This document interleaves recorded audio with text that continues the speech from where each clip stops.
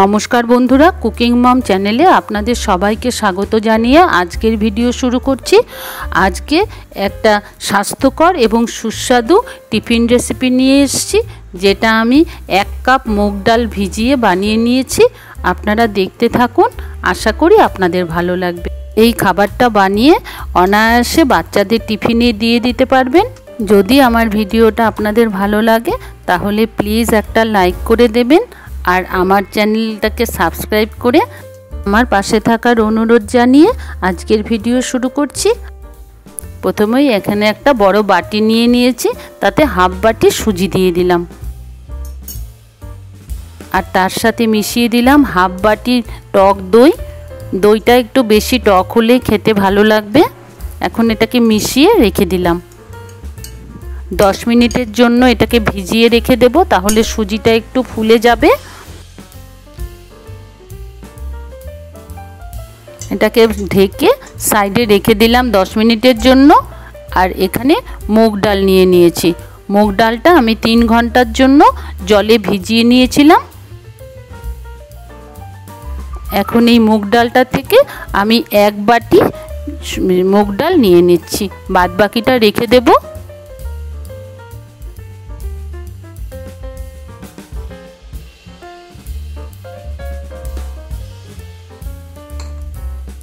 এখন একটা mixie jar নিয়ে নিলাম, মুগ ডালটা এখানে ঢেলে দিলাম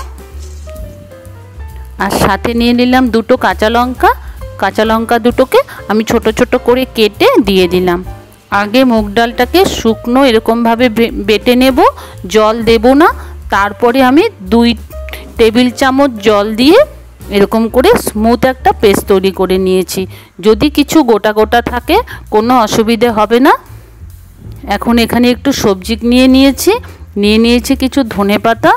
धनेपाताटाके एरकम कुचि कुचि करे केटे निচ্ছি। আপনারা যদি বেশি ঝাল খেতে পছন্দ করেন তাহলে এখানে 2টো কাঁচা লঙ্কাও কুচিয়ে নিতে পারেন।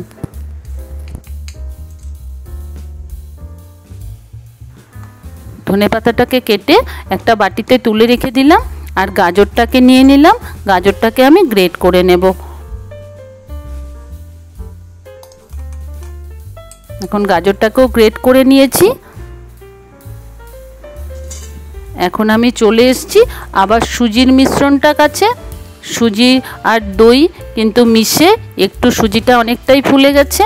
এখন এই যে মুগ ডালের যে ব্যাটারটা তৈরি করে রেখেছিলাম সেটাই সুজির মধ্যে ঢেলে দিলাম। এখন ভালো করে এটাকে মিশিয়ে নেব।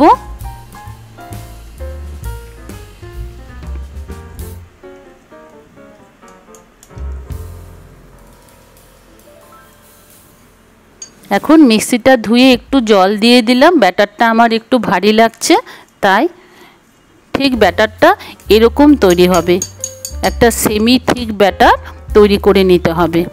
এখন একটা হুইস্কার নিয়ে নিয়েছি, ভালো করে এই ব্যাটারটাকে ফেটিয়ে নেব। মিনিট 5 ধরে ব্যাটারটাকে ফেটিয়ে নিয়েছি। তারপরে দিয়ে দিলাম স্বাদ অনুযায়ী নুন, অল্প রিফাইন্ড অয়েল, অল্প চিনি, কোরানো গাজরটা দিয়ে দিলাম আর অল্প ধনেপাতা দিয়ে দিলাম। আর এখন দিয়ে দিলাম গোটা জিরে। আবার ভালো করে মিশিয়ে নেব। এখন একটা কড়াই বসিয়ে দিলাম। কড়াইতে নিচে জল দিয়ে ওপরে একটা স্ট্যান্ড বসিয়ে দিলাম আর কড়াইটাকে ঢেকে গরম হওয়ার জন্য দিয়ে দিলাম। এখানে আমি এই টিফিনটা বানিয়ে নেব। এখন একটা প্লেট রেডি করে নিচ্ছি। একটা এরকম ছড়ানো প্লেট হলে ভালো হবে। তারপরে একটু রিফাইন্ড অয়েল দিয়ে একটু ব্রাশ করে দিলাম। ভালো করে ব্রাশ করে দিতে হবে, তাহলে যখন টিফিনটা তুলব অসুবিধা হবে না।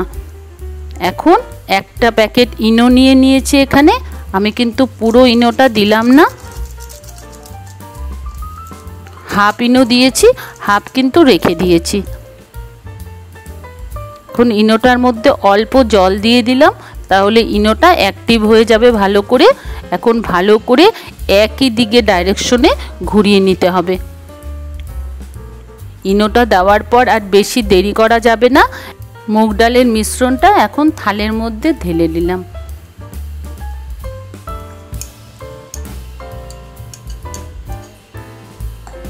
এখন চামচ দিয়ে একটু সব দিকে সমান করে দিতে হবে। তারপরে ধনেপাতা কুচি একটু ওপরে ছড়িয়ে দিলাম, আর অল্প কাশ্মীরি রেড চিলি পাউডার নিয়েছি সেটা দিয়ে দিলাম। এটা খালি দেখতে ভালো লাগবে, যদি বাচ্চাদের জন্য বানান তাহলে এটা না দিলেও হবে। এখন নিয়ে গিয়ে কড়াইয়ের মধ্যে দিয়ে দিব, এটাকে ভাপিয়ে নেব। এখন জলটা যখন ফুটছে তখন এখানে বসিয়ে দিলাম, ঢাকা দিয়ে গ্যাসটাকে লো করে দিয়ে 10 মিনিটের জন্য ভাপিয়ে নিতে হবে, কিংবা যতক্ষণ ওপরটা শক্ত না হয়ে যাচ্ছে ততক্ষণ ভাপিয়ে নিতে হবে। এখন এখানে একটা চাটনি বানিয়ে নিচ্ছি। মিক্সিতে কিছু বাদাম দিয়ে দিলাম, আর শুকনো নারকেল দিয়ে দিলাম, ধনেপাতা কুচি আর 2টো কাঁচা লঙ্কা এরকম কুচি কুচি করে কেটে দিয়ে দিলাম। নুন দিলাম অল্প, আর অল্প লেবুর রস দিয়ে দিলাম। এভাবে চটজলদি বানিয়ে নিলে কিন্তু খেতে খুব ভালো লাগে। এখন অল্প জল দিয়ে দিলাম, চাটনিটা পিষে নেব। এরকম একটা স্মুথ পেস্ট তৈরি হয়েছে। চাটনিটা একটা বাটিতে ঢেলে নিলাম।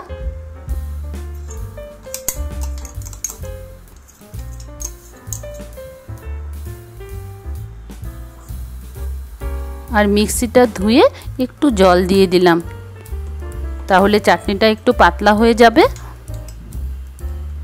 চাটনি বানিয়ে রেখে দিলাম। এখন এই টিফিনটার কাছে চলে এসেছি।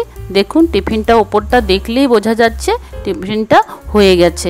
এখন আমি একটা টুথপিক ঢুকিয়ে চেক করে নিচ্ছি। টুথপিকটা একদম যখন পরিষ্কার এসছে তার মানে হয়ে গেছে। এখন একটু ঠান্ডা করে নিতে হবে। যখন অল্প ঠান্ডা হয়েছে তখন আমি নিয়ে এসে এখানে রেখে দিলাম, কড়াই থেকে বের করে নিয়ে। এখন একটা সম্বার বানিয়ে নেব। আরেকটা ফ্রাইং প্যান বসিয়ে দিয়েছি, তাতে রিফাইন্ড অয়েল দিয়ে দিলাম। রিফাইন্ড অয়েলটা যখন গরম হয়ে গেছে এখানে 2টো শুকনো লঙ্কা ছিঁড়ে দিয়ে দিলাম, অল্প সর্ষে দিয়ে দিলাম, আর কয়েকটা কারি পাতা দিয়ে দিলাম। ফোড়নটাকে একটু ভেজে নেব।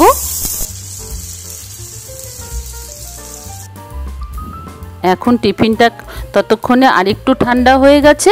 একটু ঠান্ডা হওয়ার পরই এটা কাটতে হবে। গরম গরম কাটলে কিন্তু ভেঙে যাওয়ার সম্ভাবনা থাকবে। এখন কেটে নিচ্ছি।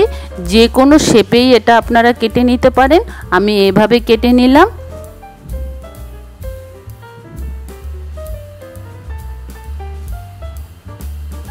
দেখুন সুন্দর উঠে এসছে। এটা কিন্তু খুব ভালো হয়, কিন্তু এটা ধোকলা না। এটা কিন্তু ধোকলার থেকে একদম অন্যরকম টেস্ট হয়েছে, খেতে খুব ভালো হয়েছে। আপনারা বানিয়ে খেয়ে দেখবেন। এখন আমি সম্বারটা যে বানিয়েছিলাম সেই সম্বারটা অল্প এটার উপরে ছিটিয়ে দিয়ে দিলাম, তাহলে আরেকটু টেস্ট বেড়ে যাবে টিফিনটা।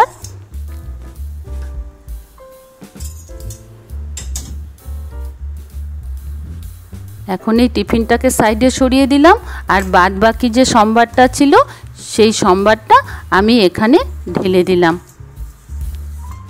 এভাবে যদি চাটনিতেও ফোড়ন দিয়ে নেওয়া হয় তাহলে কিন্তু চাটনির টেস্টও অনেকটা বেড়ে যায়। এখন ভালো করে মিশিয়ে রেখে দিলাম। তৈরি হয়ে গেল আমার একটা মুগ ডাল সুজি দিয়ে একটা টিফিন আর বাদামের চাটনি। এখন আমি আপনাদের সার্ভ করে দেখিয়ে দেব। অনেক সময় আমাদের হয় বাচ্চারাও নতুন কিছু খেতে চায়, কিন্তু বুঝে উঠতে পারি না যে কি বানিয়ে দেব।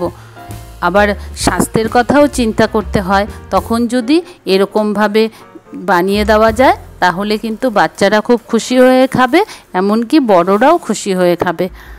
আমার ভিডিওটা যদি আপনাদের ভালো লাগে তাহলে প্লিজ একটা লাইক করে দেবেন, আর আমার চ্যানেলের বন্ধু হয়ে আমার পাশে থাকার অনুরোধ জানিয়ে আজকের ভিডিও শেষ করছি।